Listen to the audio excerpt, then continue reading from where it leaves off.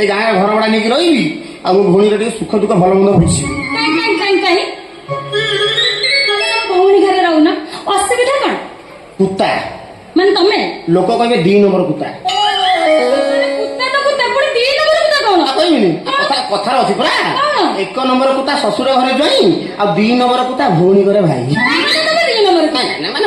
ମାନେ ମୁଁ କଣ କହୁଛି ମାନେ ତମେ ଏରିଆରେ ଘର ଭଡ଼ା ଦେଇଯାଇଛି? ଆମର ହଁ ଆମର ଘର ଭଡ଼ା ଦିଆଉଛି ବୋଲି ତମେ କେମିତି ଜାଣିଲ? ମୁଁ ପଚାରୁଛି ତମର ଘର ଭଡ଼ା ଦିଆଯାଏ କି? ନା।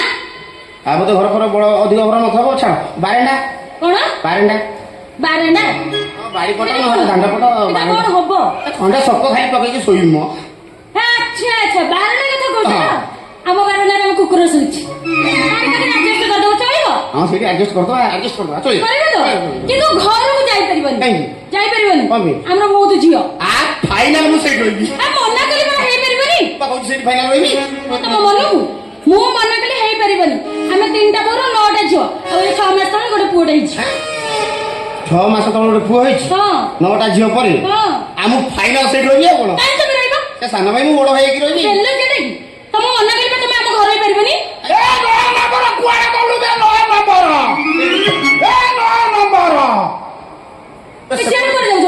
ସେପଟେ ଗୋଟେ ବୁଢା ଟିକେ ଅନେଇଲା, ମୋ ବାପାକୁ ବୁଢା ବୁଢା କହିବନି କହିଦଉଛି। ହଁ ସେ ମୋ ବାପା। ମୁଁ ତ ବାହାଘରକୁ ଆସିଥିଲି, ତମେ ମତେ ଟିକେ ଟାଣି ଟାଣି କାହିଁ ଆଣିଛ? ଯଦି ଏଠି ହାବୁଡାରୁ ପଡିବି, ବାଡେଇ ବାଡେଇ ମୋ ଗୋଡ ହାତ ଭାଙ୍ଗିଦେବେ।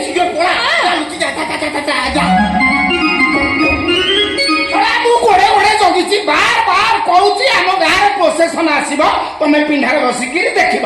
ସେଟା ଗଣି ଗଣି ମୁଁ 8ଟାକୁ ଘର ଭିତରେ ପୁରେଇଲି, ଏ 9 ନମ୍ବରଟା ଖସି ପଳେଇଲା।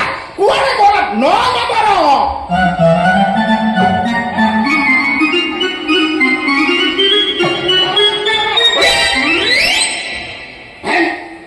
ତମେ କିଏ ଅନ୍ଧାର ଭିତରେ ଛିଡା ହେଇଛ? ମାନେ ପରିସ୍ରା କରୁଥିଲି। ପରିସ୍ରା? ମୁଁ ବା ବନ୍ଧୁବାନ୍ଧବ, ମୁଁ କନ୍ୟା ଘର କୋର୍ଟରୁ ଆସିଛି। ତମେ କାହାକୁ ଏଠି ଦେଖିଛ? ହଁ ଏଇ 2-3 ମିନିଟ୍ ଆଗରୁ ଗୋଟେ ଗାଈଟେ ଏଠି ବୁଲୁଥିଲା। ଗାଈ? ହଁ, ଲମ୍ବା ହେଇକି ଓସାରିଆ। ଭୋକ ହଉଥିଲା ବୋଧେ, ତାକୁ ପାଉଁରୁଟି ମିଶେଇ ଖାଇଦେଲି, ଦୌଡ଼ିକି ପଳେଇଲା। ପାଉଁରୁଟି ଦେଲୁ? ହଁ। ପାଉଁରୁଟି କଣ ଦେବି? ସେ ମଣିଷ। ବୁଝୁଛ? ଆଉ ରାମ, ରଘୁ, ରତନା, କପାସିଆ ନୁହଁ, ଝିଅ। ଆଚ୍ଛା, ଗୀତା, ମିତା, ସୀତା, ରମଣୀ, ସଙ୍ଗୀତା। 9 ନମ୍ବର। ଓହୋ, ଚାବି। ବଡ ଖଣ୍ଡିଆ ଲୋକ, ମୋ 9 ନମ୍ବର ଝିଅ ଖୋଜୁଛି। ଇଏ କହୁଛି ମୋ ଚାବି। ଚାବି? ଆଚ୍ଛା, ତମର ପୁଣି 9 ନମ୍ବର 9ଟା ଝିଅ? ବୁଢା ଷ୍ଟାମିନା ଦେଖ, ମତେ କେମିତି ଲାଗୁଛି ଡେଡ୍ ବଡି ଚାଲିଛି। ତାହା ମାନିବାକୁ ପଡିବ, ଯୌବନ ପୁରା ମଝି ଖଣ୍ଡକୁ ମଜବୁତ କରିକି ରଖିଛି। ଆଚ୍ଛା ମୁଁ ତାଙ୍କ ଭିତରୁ କେତେ ଜଣଙ୍କୁ ବାହାର କଲୁଣି? ବାହା ହେଇନାହାନ୍ତି? ଜମା ବାହା ହେଇନାହାନ୍ତି? ନା। ଆରେ ସେସବୁ ଗୁଡା କଣ ସଢେଇକି ପଚେଇବ ନା କଣ? କଥାଟା କରୁଛ? ମୁଁ ଗରିବ ଲୋକ, ରୋଷେଇବାସ କରିକିରି ମୋ ସଂସାର ମୁଁ ପୋଷେ, ସବୁ ବନ୍ଦ ହେଇଗଲା। ଜଣେ ଲୋକ କଣ କଲା ଜାଣିଛ? କଣ? କ୍ଷୀରି ଗୁଡାରେ ଚିନି ବଦଳରେ ଲୁଣ ପୁରେଇ ଦେଲା, ପୁରା ଟୋଟାଲ ଏରିଆ ବଦନାମ। ରୋଷେଇ ବାସ କରିବାକୁ କେହି ଡାକୁନାହାନ୍ତି। ମୁଁ ଭାବିଛି ମୋ 9ଟା ଝିଅକୁ ନେଇକି ବଡ ଦାଣ୍ଡରେ ବସି ଭିକ ମାଗି ଚଳିବି। ଭଲ ଆଉ କଣ? ମୁଣ୍ଡଟା ସିନା ଚନ୍ଦା, କିନ୍ତୁ ବିଜନେସ ମାଇଣ୍ଡେଡ। ଚିନ୍ତାଧାରା ତମର ଉନ୍ନତ। 9ଟା ଝିଅକୁ ନେଇକି ତମେ ଯେତେବେଳେ ବଡ ଦାଣ୍ଡରେ ବସିବ, ଝିଅ ଭିକାରୀ ମାଇଲ ଅଧିକା ଆଉ କଣ? ଦାଦା ତ ଖାଲି ଦବା ପାଇଁ ଖାଲି ଠେଲା ପେଲା ହେବେ ଆଉ କଣ? ଠେଲା ପେଲା ବାଜ୍ୟ ଲୋକଟା ମୋ 9 ନମ୍ବର ଝିଅ ଖୋଜୁଛି। ଇଏ କହୁଛି ଠେଲା।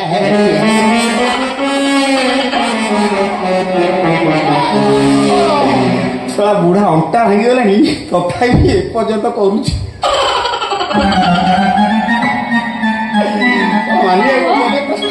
ହେଇକି ତମେ ସେତେବେଳେ ଠିଆ ହେଇଛ?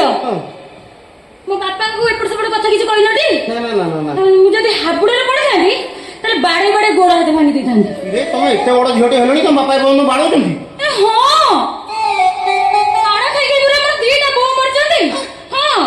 ଜାଣିଛ, ମୋ ବୋଉ ନା ମୋ ବାପାକୁ ବାଡାଏ। ମୋ ବାପା ପୁରା ସାଇଜି।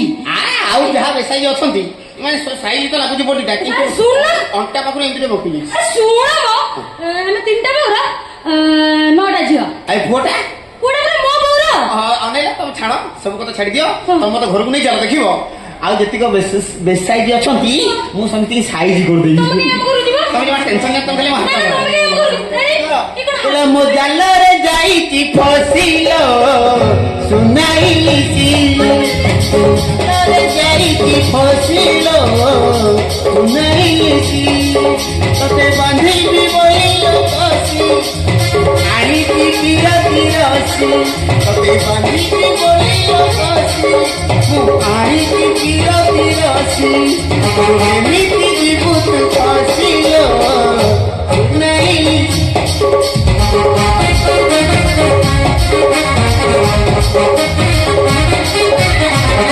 ଜମା ହାତ ହେଇଯିବି ହାତଟା ପରିସ୍ଥିତି ଏ ମୁଁ ତମକୁ ଦିନ ଜାଣିଛି ତମକୁ ମୋ ହାତ ମିଳିଲାନି ଟେନସନ ନାହିଁ ଅନେଇଲ ଚାଲ ଉଡି ଉଡି ଯିବା ସିଧା ତମ ଅଗଣାରେ ଗେଡା ମିଳେଇକି ବସି ପଡିବା ଆସ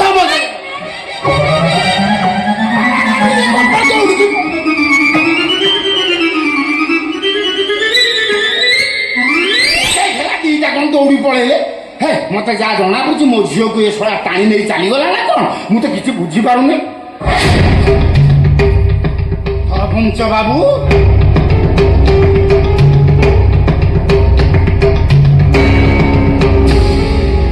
ହଁ ସରପଞ୍ଚ ବାବୁ ଠିକଣା ବେଳେ ଠିକଣା ଜାଗାରେ ତମ ସହିତ ମୋର ଦେଖା ତମକୁ କାମ ଧନ୍ଦାରୁ ବନ୍ଦ କରି ଘରେ କିଏ ବସେଇଛି ନରି କକେଇ କଣ ଚାହୁଁଛ ତମେ ମାରିଦେବି ତାକୁ ମାନେ ଶୁଣ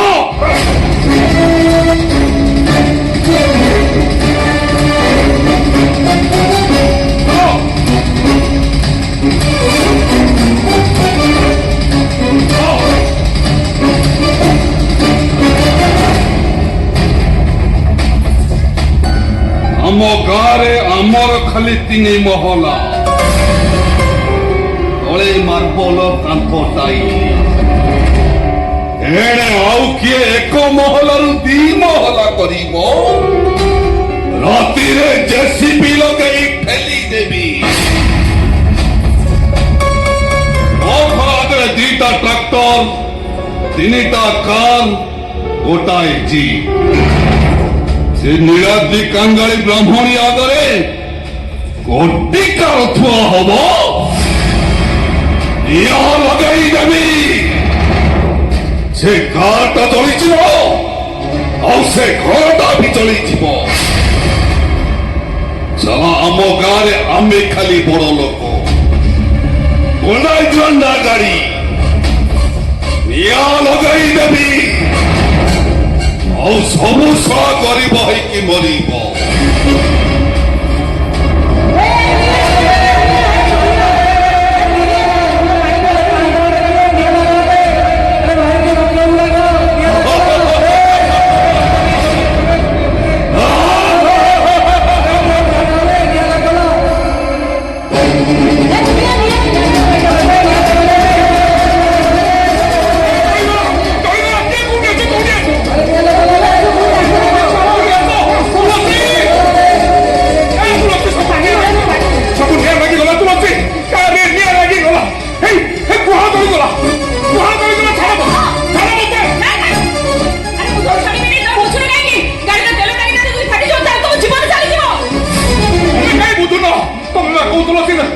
ବହୁତ ପଇସା ବୋଲି ହଁ ପାଖାପାଖି 1.5 କୋଟି ହବ 1.5 କୋଟି 1.5 କୋଟି ଟଙ୍କାର କାର ଜଳିଯିବ ମୁଁ ଠିଆ ହେଇ ଦେଖିବି ଯାହା ସବୁ ହଉଛି ଈଶ୍ୱରଙ୍କ ଇଚ୍ଛା ଟଙ୍କା ପଇସା ଧନ ରତ୍ନ ଏସବୁର ମୂଲ୍ୟ କିଛି ନାହିଁ ଏସବୁ ଆଜି ଅଛି କାଲି ନଥିବ ମୋଠାରୁ ସବୁଠାରୁ ମୂଲ୍ୟବାନ ହଉଛି ତମେ ଥିଲେ ମୋର ଦୁନିଆରେ ସବୁ କିଛି ଅଛି ତମେ ଯାଓନି ସେଠିକି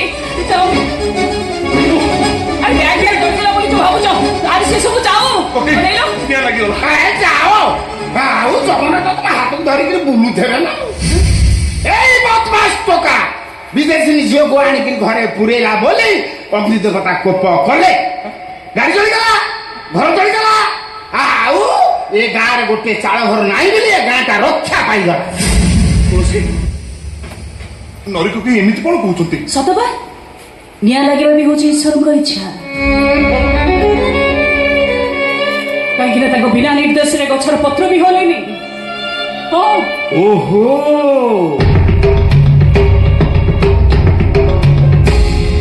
ଜଗୁନି ଆମର ରସଗୋଲା ପରି ଝିଅଟେ ଉଠେଇଛି ଆଉ। ଜଗୁନି ଏଇ ଝିଅ ଗୁଆଳେ ଶୋଉଥିଲା।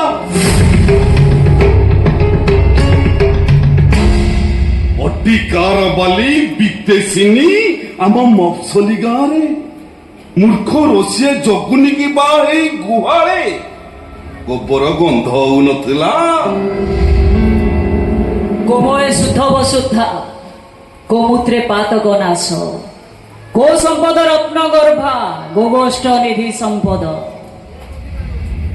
প্রভু শ্রীকৃষ্ণ সারাদিন জঙ্গলের গাই গরু ମାନଙ୍କ ସାଙ୍ଗରେ ବୁଲି ବୁଲି ମଣିଷ ହୋଇ ଜନ୍ମ ହେବାର ସାର୍ଥକତା ପାଇଥିଲେ।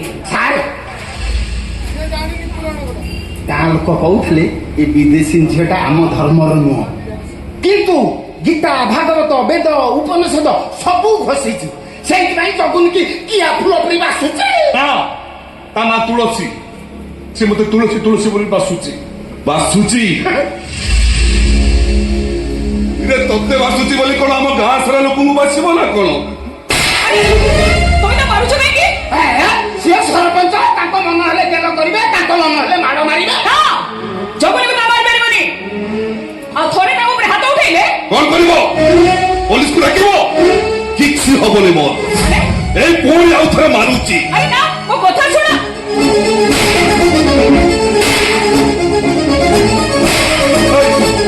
ମୋ ପଞ୍ଚାୟତକୁ ବଦନାମ କରିସାରିଲୁଣି ବେ। ସାବଧାନ କରିଦଉ ତମକୁ। ଜଗନ୍ ଏମିତି ମାରଧର କଲେ ପରିସ୍ଥିତି ଭଲ ହବନି। ତତେ କାଟୁଛି? ତମ ଆଡେ ତମ ଦେଶରେ ମାସେ 2 ମାସର ପୁରା ଘଇତା ବଦଳାନ୍ତି। ତୁ ଗୋଟେ କାମ କରୁନୁ, ଆମ ଘରକୁ ଚାଲୁନୁ 2 ମାସ ଖଣ୍ଡେ।